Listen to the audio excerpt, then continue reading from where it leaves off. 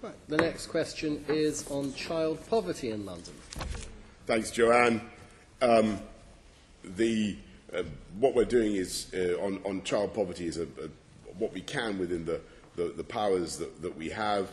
We're investing £500 million of EFS money, European Social ESF Social Fund money, over 7 years to support workless, low-skilled and low-paid Londoners into jobs, and that's, I think, the best way of helping children in poverty is to help their families to have a decent income.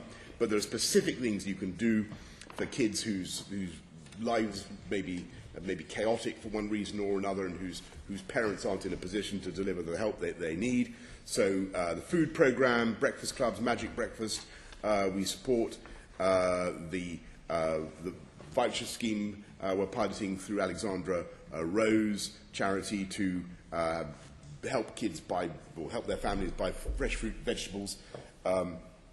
We've got leadership clubs in schools to help kids develop their potential between the ages of 10 and 14, and many other initiatives, as you know, through Team London and other programmes to support literacy, numeracy, all the things that kids need to be more confident and successful in their lives. And the results are starting. The results of this is not just our campaign, but long-running campaigns to help children in poverty in London are starting to pay off. If you look at some of the results in London schools, where they are much better than they were 10, 20 years ago.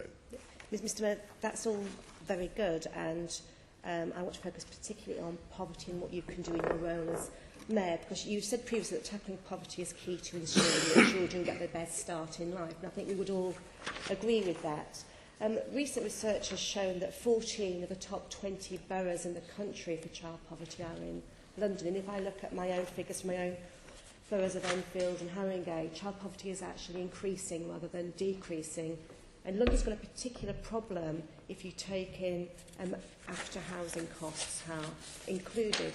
And so I'm going to ask you today, would you consider to bring greater focus on tackling this, to actually develop a specific child poverty strategy, which would put all necessary interventions in one document and actually would bring more focus to the area, and would be a real leadership commitment from you into tackling this?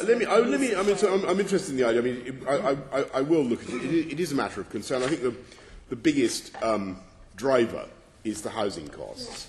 There's no question. That's the thing that's now sucking so much of a family's income. The answer, as everybody knows, is to build more homes and more affordable homes.